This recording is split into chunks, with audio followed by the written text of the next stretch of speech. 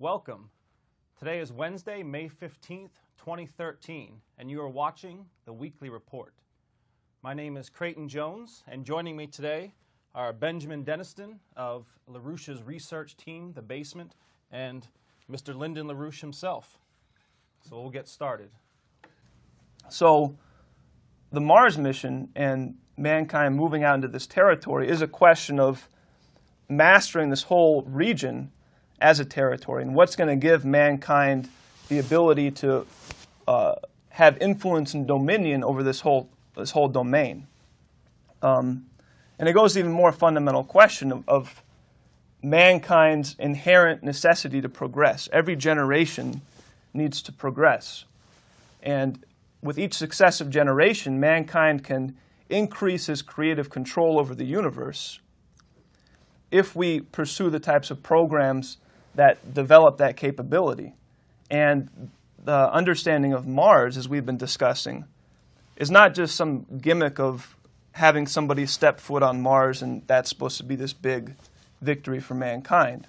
It's a question of mankind coming to control Mars, control the moon, control the whole inner solar system.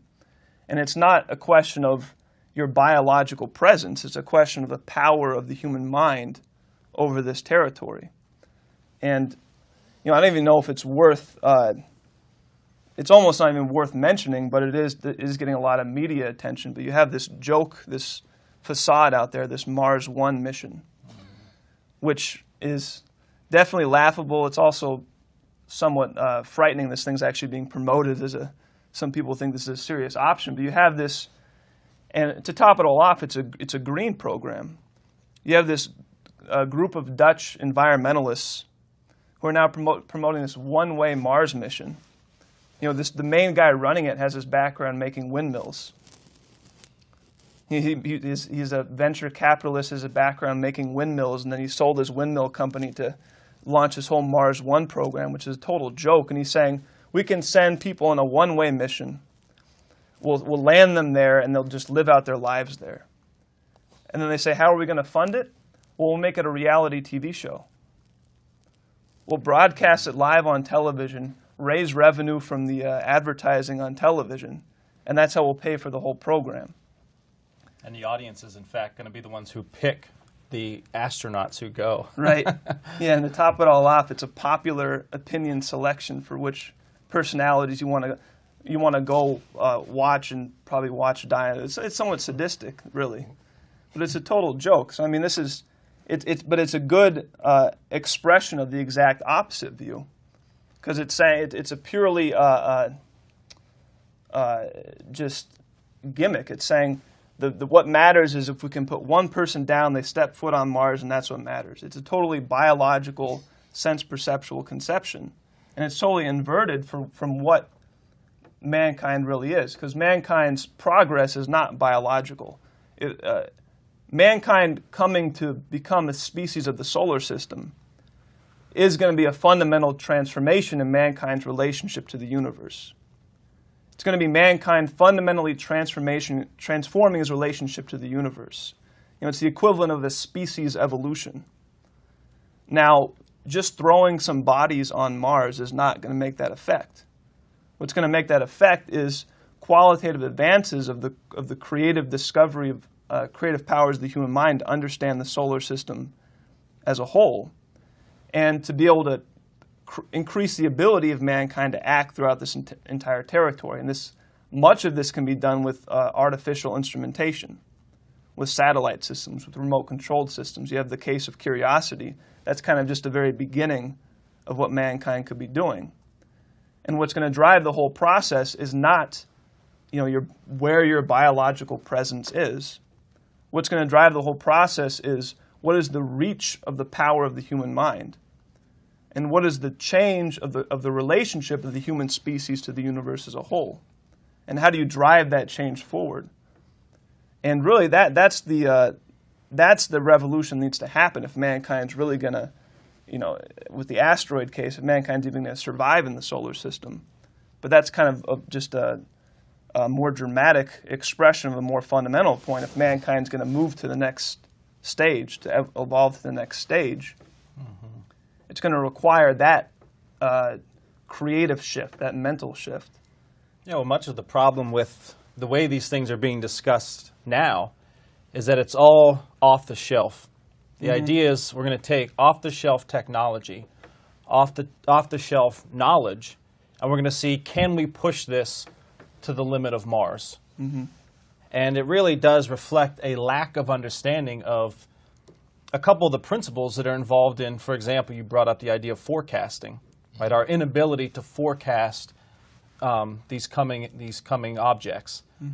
Now, forecasting, as Mr. LaRouche knows, as we've seen in economics, the key to it is to understand the system as a whole. If you try to forecast the future based off of the past and just try to project the past into the future, you're always going to be wrong.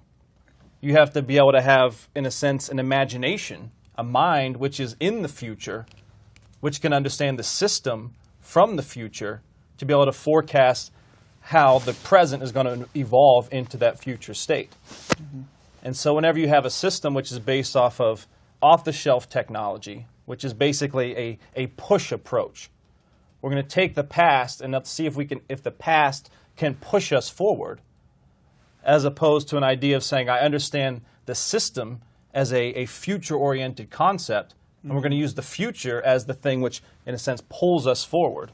We're being pulled forward by the future as opposed to pushed by the remnants of the past. And I think that's really what you see as a big problem in these current approaches to Mars and other things, is that's all just push from the past with no real conception of the system as a whole or the idea of the future as the real determining factor. Yeah, the crucial factor here is that we are using all kinds of systems for forecasting, for management, for explaining things, and have got the thing backwards. It is the human mind which is the highest form of existence we know in terms of forecasting, for example. Then the animal level, all kinds of animation which is not human, is inferior to that. And then the most inferior is what's the so-called physical thing. Now what we have with our idiots out there, are called scientists sometimes, for lack of other words, is they would say you must deduce this from primitive mathematics and things of that sort, a mechanical conception of mathematics. So therefore you are starting from an assumption about how the universe is organized, which is intrinsically stupid from beginning. The highest form of life in terms of power we know is the human mind. It has noetic characteristics which no animal species has. And we can actually, as I do in this note, that one note I've referred to before we started this discussion, that system is the system that works. What you want to do is you want to start not from man, not from the animal or mathematics, up to the animal and up to man. You want to go the other direction. What are the creative powers of man? That's the most powerful force we know in terms of organization of the universe. So therefore we want to junk these ideas about these systems ontologically and say, look, the smartest thing in the universe that we know is mankind.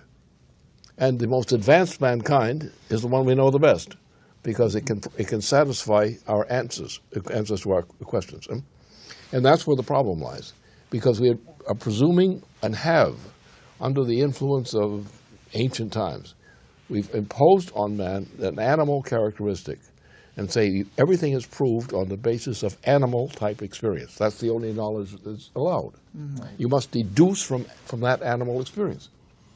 And that doesn't tell you anything, or it tells you false things. So now we have ontological assumptions based on this fallacy, when the fact of the matter is only mankind is noetically creative. That is, that only mankind has been shown to have been able to control the creation of a superior form of human knowledge. That is man's ability to control the solar system, which we're aiming at. We're trying to control and manage the solar system, because that's a big thing for safety for us. And therefore we want to study the noetic powers of the human mind, noetic powers which are specific only to the human mind, as far as we know so far. So all this other stuff which we're getting is junk. And my problem, which I'm working on, which the next couple of weeks or beyond, depends on how what my condition is, my health condition is. We'll get that clear. That's what I intend to make clear. Look at the obvious. What is the most powerful intellectual force in the universe, known to us, comprehended, is the human mind, the noetic powers of the human mind. Because they're not fixed powers, they're not truly noetic, because they are self-developing. And the self-developing noetic power of mankind is the only thing which accounts for anything. So we rely upon sense-perceptual devices, which is not a bad thing to do. It's nice to have, safety things like lights and things that you can see. And all these things, they don't think for you, but they're useful, and you use them. But you use them. When they work, it's because you use them, or mankind used them. So the model for designing, understanding the universe is mankind's mind. There's no other facility we know of or that we're in contact with which is giving us any information in that direction. And that's where we have to concentrate. Forget this thing of deducing things from simple elements, which is the customary at universities, schools, and so forth, mathematics as such. And none of these things explain anything. They don't explain music. They don't explain any kind of artistic composition. And they don't explain how the human mind works to make discoveries. Right. Only the human mind can do that. And therefore we have degraded man to say, you're only a thing. Your masters, the people who run things, they are going to tell you what to do. Right. When the object is to stimulate the development of the individual human mind into a noetic mode, that is a humanly noetic mode. Drama. We had this production of which was a failure. And it was a failure because they tried to simplify things and reduce it to human, non-human values, and take great dramas and try to present them as based on non-human conceptions of drama. Backward. It failed. It was a horrible failure by a very talented person. But he tried to apply this non-human approach, and that destroyed the performance of the drama entirely, the composition and delivery of it. So the problem is we do not realize that classical artistic composition, when properly appreciated, is the driving force of human ability to create. It is not working from the bottom up, it's working from the top down. Yeah. And man's mind is the top. So, yeah, I think we'll close up shop for the day, and we'll see everyone back here next week.